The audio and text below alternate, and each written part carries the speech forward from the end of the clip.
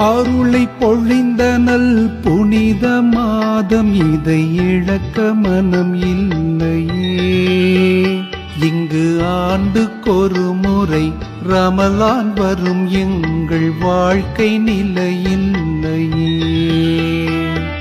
அன்பை வளர்க்க வந்த ரமலான் எமை பிரிந்து போகுதே யா அல்லாஹ். இனி அடுத்த வருடமும் நோன்பை நோற்க எம் வாழ்வை நீட்டு அல்லாஹ்.